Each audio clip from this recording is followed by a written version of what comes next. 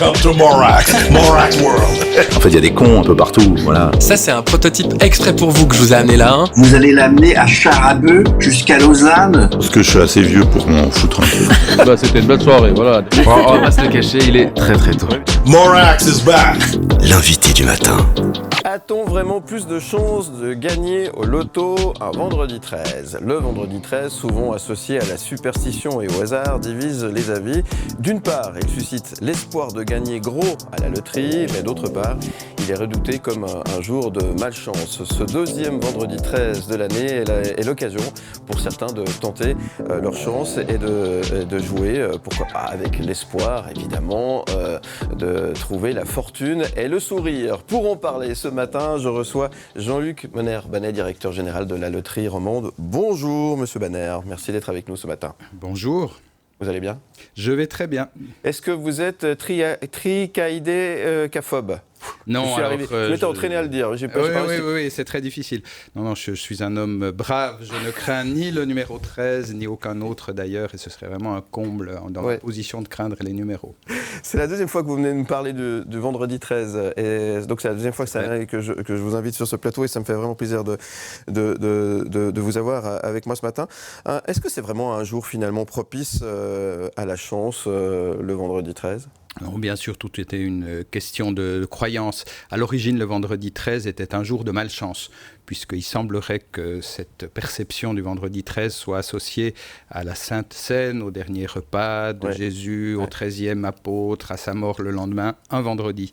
Voilà. Et puis petit à petit, l'être humain étant ce qu'il est, il a transformé ce jour, cette perception de malchance, en perception de chance. La positive attitude. Voilà, la positive attitude. Ceci dit, c'est pas partagé dans le monde entier. Les Américains continuent, par exemple, à penser, les Anglo-Saxons en général, que c'est un jour de malchance, mais les francophones pensent que c'est un jour de chance. Alors voilà, de mon point de vue, tous les jours se valent, mais celui-là, il a une petite consonance un petit peu particulière. Ouais, alors existe-t-il un effet particulier associé au vendredi 13 ? Est-ce que les gens jouent plus ? Est-ce que vous avez pu remarquer finalement un changement de comportement pour ces deux vendredis 13 de l'année ? Oui, je crois qu'on aime tous les rituels, les dates où on se retrouve autour d'une activité particulière. Et le vendredi 13, c'est le jeu. Donc on joue un petit peu plus, environ 30% de plus qu'un vendredi ordinaire. Ouais. Alors, est-ce que du coup, c'est une bonne idée de tenter sa chance le vendredi 13 ? J'ai vu qu'il y a plus de joueurs et il y aura moins de gagnants. Enfin, est-ce que le calcul est juste ? Non. On doit tenter sa chance tous les jours. Mais on doit le faire de façon modérée et raisonnable. Ouais. Le jeu est une distraction, avant toute chose. Ouais. Et que ce soit le vendredi 13 ou un autre jour, on a les mêmes chances de gagner. Et puis surtout, on joue de façon raisonnable et maîtrisée. Ouais, ça c'est important, on en parlera tout à l'heure. Alors finalement, ce que vous êtes en train de dire, c'est que gagner à la loterie, ça n'arrive pas qu'aux autres. Ah non. De façon régulière, je reçois d'ailleurs dans notre salon des gagnants, on pourra en parler si vous voulez. Volontiers, ouais. Les grands gagnants, ceux qui gagnent plusieurs millions, plusieurs dizaines de millions, voire une centaine de millions. Donc oui, je peux vous garantir qu'on gagne un peu, et parfois on gagne de très grosses sommes, un peu plus rarement. Alors justement, quand on gagne une grosse somme, ce qu'on souhaite évidemment à tout le monde, pour ça il faut jouer, comme vous le disiez tout à l'heure, et quand on gagne, on est accompagné, on n'est pas comme ça lancé dans cette aventure tout d'un coup avec un compte en banque, avec pourquoi pas plusieurs millions dessus du jour au lendemain. C'est vrai que ça peut faire tourner la tête, ça peut faire changer pas mal de choses dans la vie des personnes. Il y a un accompagnement, comment ça se passe une fois ? Alors déjà on a les 6 numéros, ça y est, par exemple si on a joué à la loterie, comment ça se passe, qu'est-ce qu'on doit faire ? Le premier conseil que je donnerais à un très gros gagnant, c'est de garder la tête froide, de ne pas en parler, crier tout de suite à toutes les personnes autour de soi qu'on a gagné, on reste calme et on nous appelle le lundi matin. On va prendre rendez-vous et accompagné d'une personne dont c'est le métier, qui est spécialisée dans l'accueil des grands gagnants, de façon très discrète. On va vous convoquer, vous inviter à un rendez-vous avec nous afin qu'on puisse s'assurer que vous avez bel et bien le ticket gagnant. C'est la première des choses à faire, donc là, il y a un petit peu le cœur qui bat du côté des grands gagnants, en attendant qu'on leur dise oui, c'est vous. Et puis ensuite, on les accompagne effectivement pendant les premiers jours de cette nouvelle bonne fortune. Généralement, on vit très bien quand même cette nouvelle fortune, mais il y a parfois des petits soucis, des interrogations. Donc notre rôle, c'est pas d'être un conseil financier ou un conseil fiscal ou un conseil psychologique, c'est juste d'aider les personnes avec des conseils de bon sens pendant les premières semaines, notamment, de cette nouvelle fortune. Ouais, c'est important, c'est effectivement. Là, vous avez dit un truc incroyable, il faut attendre lundi matin. Alors, Oui. alors j'imagine oui. la personne qui a les 6 numéros qui a gagné à la loterie et qui va devoir attendre lundi matin pour être sûr que c'est vrai, que c'est bon. C'est une bonne remarque. C'est effectivement ce qu'ils nous le racontent tous. Ils nous disent, voilà, j'ai découvert vendredi soir à 23h que j'avais gagné l'euro-million, mais depuis, j'ai le cœur qui bat, je ne sais pas quoi faire de mon ticket, etc. Alors là aussi, c'est un conseil que je donne à tous les gagnants. Si vous gagnez un gros gain, faites vite une photocopie de votre billet et surtout, mettez votre nom, votre prénom et votre adresse au dos du billet. Vous l'avez endossé. À partir de ce moment-là, il est à vous. Vous le mettez bien en sécurité. Si vous avez un coffre, si vous avez un endroit particulier où vous pouvez le cacher. Et puis, vous vous annoncez dès le lundi matin et on viendra s'occuper de vous. Voilà, donc là, ça c'est un bon conseil, effectivement. Quels sont les... Est-ce qu'il y a des numéros qui sont plus joués que d'autres Est-ce qu'il y a des numéros qui sortent plus souvent que d'autres? Vous avez déjà j'imagine quelques données par rapport à ça. Oui, Vous ne pouvez pas dire, évidemment. Mais... Non, mais je le dis souvent, les boules, lorsqu'elles tournent dans la sphère de l'euro-million, n'ont ni conscience de leur propre existence, ni mémoire. Donc la boule numéro 13, elle ne sait pas quelle est la boule numéro 13, elle ne sait pas si elle est déjà sortie ou pas, donc le hasard n'a pas de mémoire. Toutes les boules ont exactement les mêmes chances de sortir.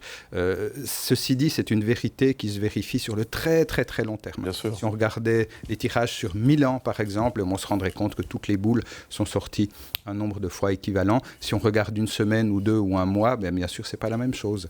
Donc voilà, ce qui implique que parfois les personnes ont des perceptions un peu erronées en se disant oui mais ça fait une année que tel numéro n'est pas sorti. Peut-être.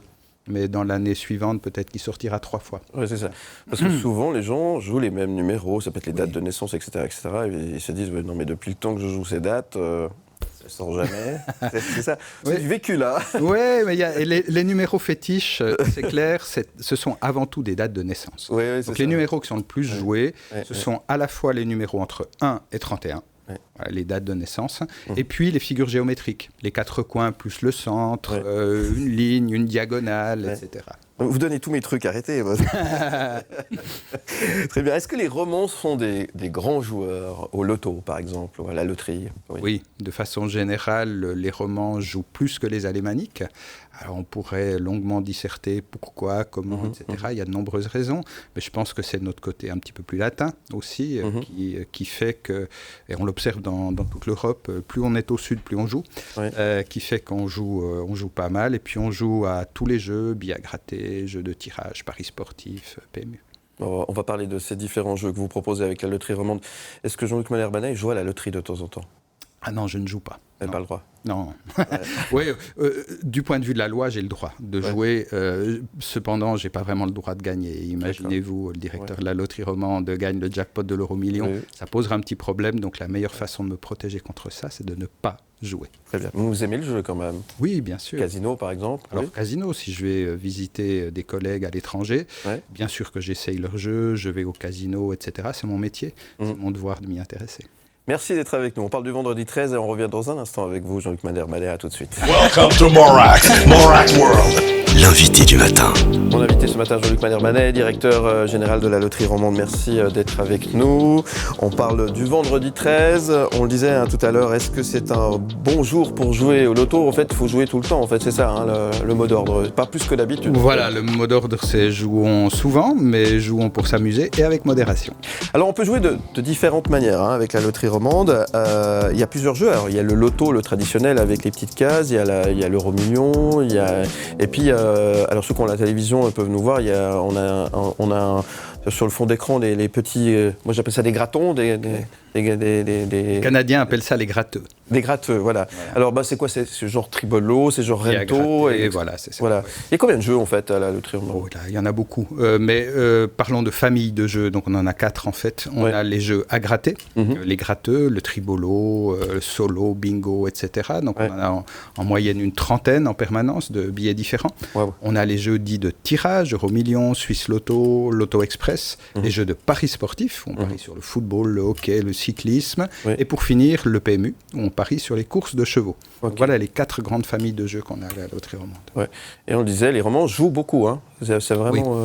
Oui, alors ils jouent beaucoup en comparaison suisse parce que nos collègues alémaniques jouent moins, pour toutes sortes de raisons, qu'elles soient culturelles ou structurelles. On vote pas la même chose non plus. Oui, souvent c'est un petit peu le cas. Oui, on verra ça très prochainement d'ailleurs. D'accord. Et on peut jouer différemment. On peut jouer depuis chez soi avec Internet en fait. Oui, c'est une grande révolution. Hein. Oui, on s'est modernisé depuis déjà pas mal d'années. Donc on continue à travailler avec nos 2300 points de vente qui sont dans les 6 cantons romans, des kiosques, des stations-service, des cafés, des restaurants, des épiceries, des commerces de proximité. Et puis maintenant, on est digitalisé, bien évidemment. Donc vous pouvez aller sur le site loro.ch, vous ouvrir un compte. On vous demandera un petit peu de faire un petit peu d'administration, donner votre nom, votre prénom, votre adresse, copie de votre pièce d'identité, pour qu'on s'assure que vous avez bien 18 ans, etc. Mais après, vous allez bénéficier d'un confort de jeu accru. Voilà. Plus besoin de se dire, comme ça m'arrive régulièrement, mince, j'ai oublié d'aller jouer au kiosque du coin. Là, grâce à ce système, on peut le faire depuis la maison. Hein, c'est ça l'idée. Mais oui, voilà. Alors, non seulement on n'oublie pas de jouer, mais on n'oublie pas de réclamer ses gains. Parce que c'est ça aussi, quand on joue dans un point de vente, on peut oublier au fond de sa poche le billet gagnant, le retrouver une année plus tard. Or, on ne peut réclamer les gains que pendant 6 mois. Alors que si on a un compte sur Internet, qu'on joue sur Internet, on peut s'abonner. Et puis, si on gagne, on est averti automatiquement par un message. Vous avez gagné. Ça, c'est plutôt pratique, effectivement. Oui. Alors, ça, c'est l'aspect joueur. Je vais y arriver. La loterie romande a aussi un rôle, un peu social, puisque vous êtes là aussi pour donner un coup de main à plein d'associations, à plein de projets qui sont aussi organisés grâce au soutien de la loterie romande. On en entend souvent parler. Ça aussi, vous avez un rôle important, hein, finalement, dans la vie culturelle et sociale de tous les romans. Hein. Oui, je dirais que c'est même notre raison d'être, c'est l'alpha et l'oméga de la loterie romande, c'est la raison pour laquelle on a une situation particulière, on a un monopole d'exploitation, on est les seuls à pouvoir faire ça en Suisse romande.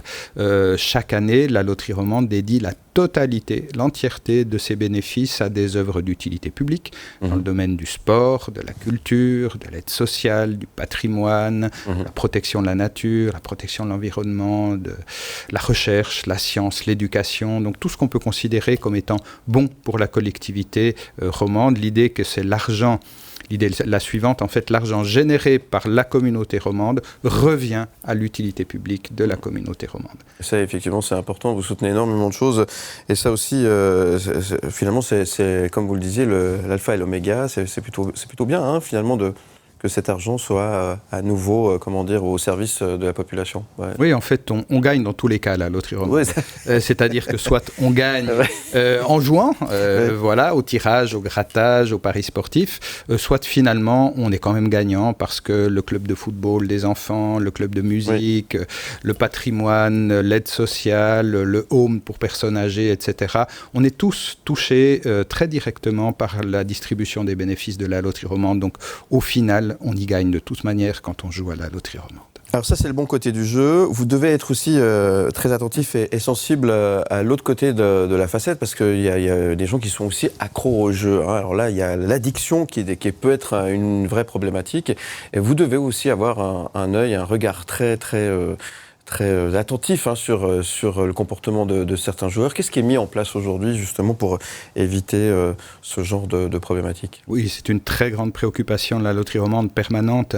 Malheureusement, dans l'ADN du produit de jeux de hasard et d'argent, il est inscrit un potentiel d'addiction. Concrètement, il y a un petit pourcentage de la population qui joue de façon excessive, qui joue de façon qui n'est pas en proportion avec ses moyens financiers. Donc notre devoir, c'est de les protéger. Et si jamais ils tombent dans des problèmes de dépendance, de les accompagner vers des personnes, vers des structures qui pourront les soigner. Pour cela, on fait beaucoup d'informations, de formation de nos points de vente. On travaille beaucoup au niveau justement du digital pour monitorer les activités, les comportements des joueurs, pour les informer sur leur comportement, pour les inciter à la modération. Le but, c'est de jouer aussi souvent qu'on en a envie, mais de le faire toujours avec modération et en proportion avec ses moyens financiers. C'est ça le plus important. Ce qu'on disait, ça doit être un plaisir. C'est juste un divertissement, une récréation en quelque sorte. Mais il ne faut pas que ça aille plus loin que ça. Hein. C'est ça. Le jeu doit rester un plaisir. Voilà, et c'est important. Merci beaucoup, en tout cas, Jean-Luc Monnerbanet, d'être venu répondre à mes questions ce matin sur le jeu, sur le vendredi 13. J'aimerais, juste avant de vous libérer, avoir les numéros gagnants de ce soir, s'il vous plaît. Ah, alors, je vous les donnerai avec plaisir à partir de 22h30. Merci beaucoup d'être venu aujourd'hui. Qu'est-ce qu'on peut vous souhaiter, Jean-Luc Monnerbanet ? Eh bien, un beau vendredi 13. Alors, je vous souhaite un bon vendredi. À très bientôt sur M et sur Canal+. Merci beaucoup. M Média.